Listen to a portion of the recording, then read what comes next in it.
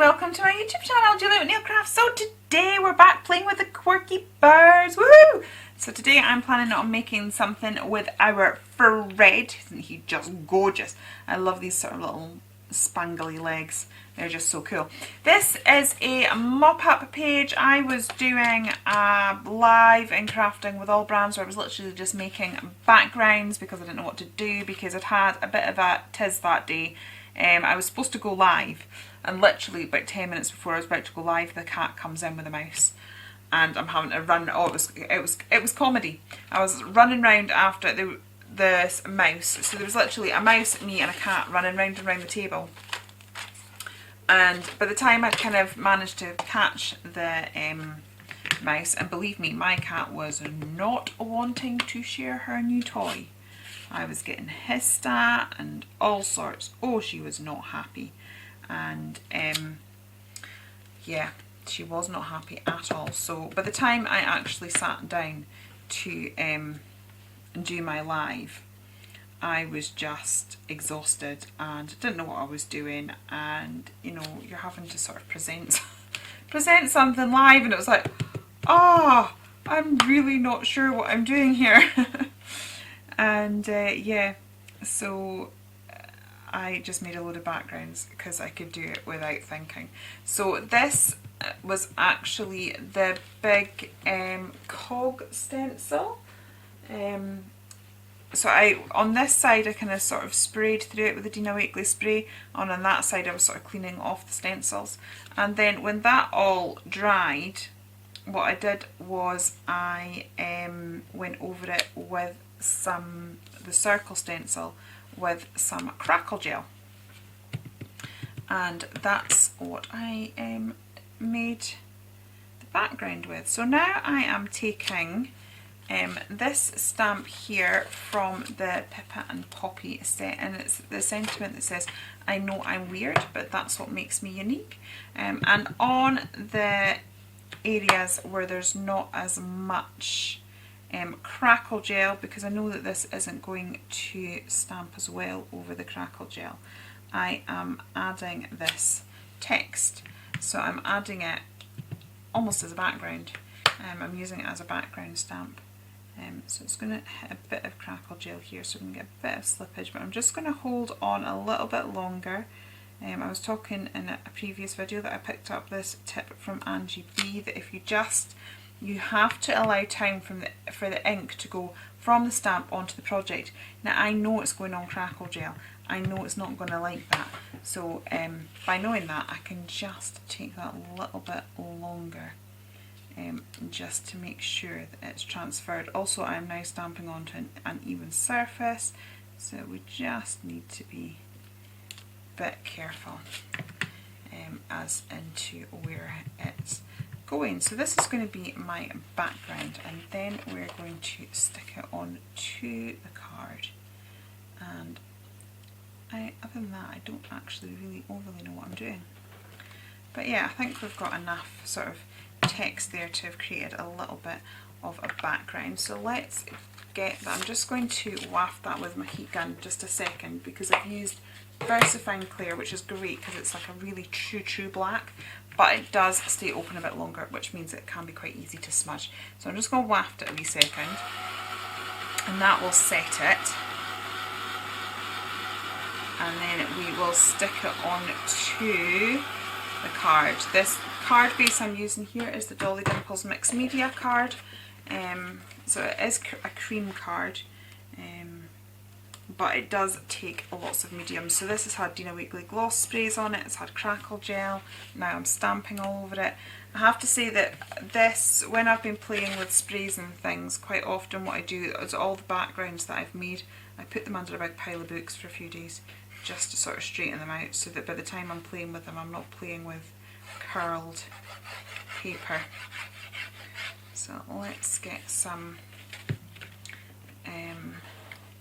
glue down, and I'm just going to position that over there and pop that down. Now normally I would get my bone folder and burnish here, and I still would, but what I'm going to do is I'm going to flip it round, because obviously I've got that crackle gel I don't really want to be pushing the surface of the crackle gel with my bone folder because I don't want to break it, but obviously I still want to get that really good adhesion. So now that I've done that, you can see it was a mop-up page, got stuck on a wet mop-up page, but I do like this mop-up page. I think it is quite spectacular. It's one of my favourites, and I absolutely love crackle gel. Right, it is the best thing in the world. It's like a one-step crackle. Doesn't take too long. I mean, to be honest, sometimes I've been able to leave it an hour or so and it's been fine. It depends how thickly you put it on, but if you can sort of time it so that you're leaving it overnight, it does work a little bit, well, not a little bit better, but you're absolutely sure that that's going to work well. So again, I'm cutting the excess off, and then what I will do is run a black pen around all the edges just to frame what we're doing. And then, as I said, that it can give us a bit of a clearer understanding of the direction that we are going in. Just being aware that obviously my scissors are currently going through crackle gel and all sorts, so sometimes we just need to be a little bit patient with it. But isn't that a fun background? And I like using that sentiment as a background stamp. That's just a bit fun. Right, so now I am edging this in black because, yeah, I have to edge it. I'd be edging it in black at some point, but doing it in black now just allows me to focus on the centre so that I know what I want to do. I'm also, while I'm at this stage, I may as well stick my edging doodles in because I am going to do... This is a Jane Davenport pen. It writes over crackle gel. I mean, that's just amazing, quite frankly. I remember, like, I discovered that in the middle of a live and I was like, look how well it goes over crackle gel. That's just incredible. I love these pens so much. I feel like I might have to buy another packet just in case, like, she stops making them, just to make sure I've got plenty. Right, so let's get that border in and then we'll see where we are.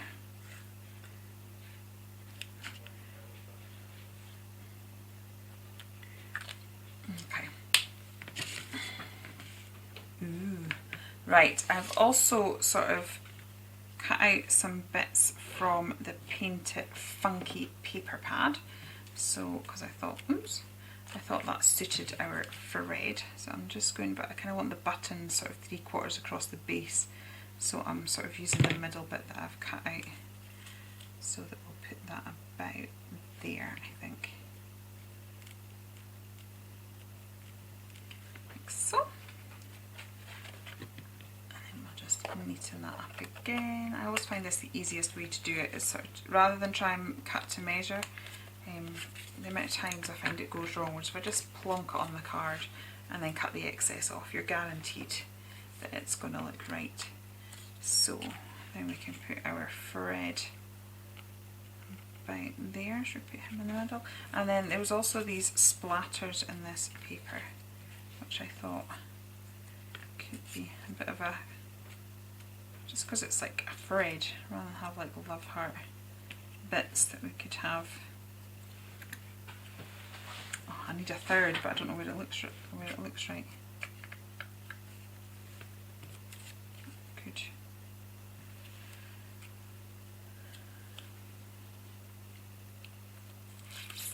Decisions. Nice, we just put it over the button, like so. Right, let's pop that one in the corner because there's a bit of a gap there, so that seems to fill that gap quite nicely, so I think we need to go with that. So we'll pop that about there.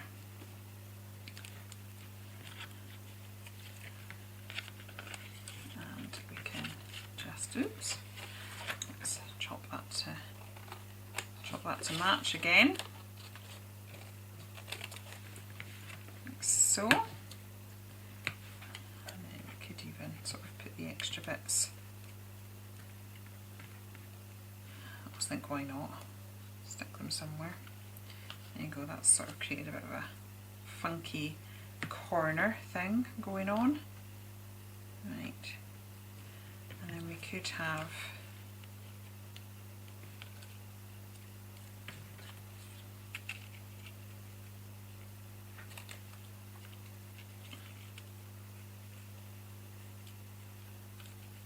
something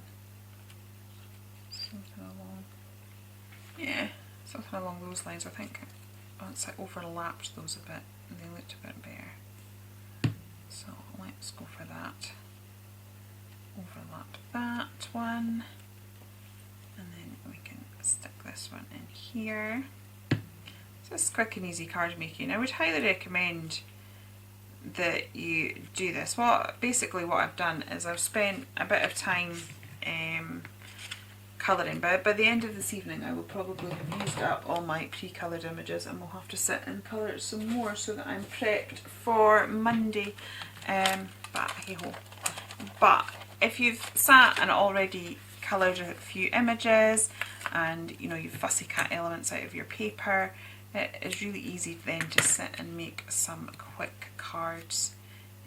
And sometimes some of the thoughts taken out of you, because sometimes we're like, oh, what colour should I do it, and this, that and the other. But you know, if you've got a colour and that's you already decided what colour combination you're going with, because you know it's kind of there for you.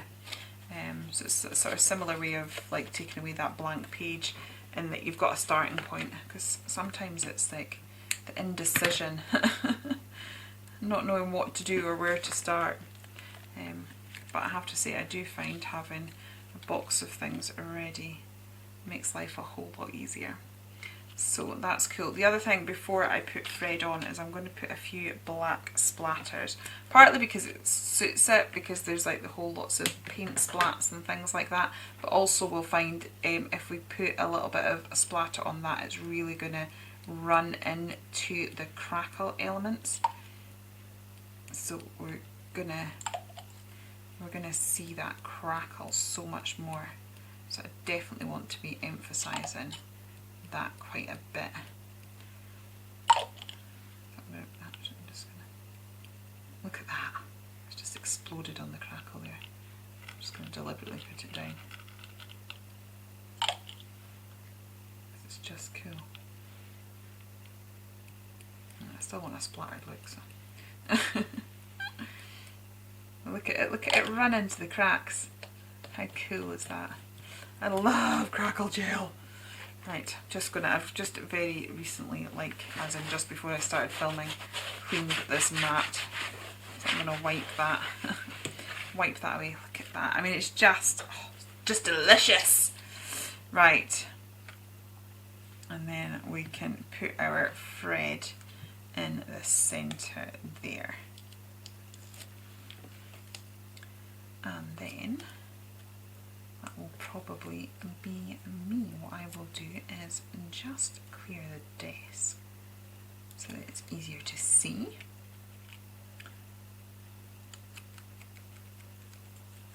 Okay, so there we go, out the way.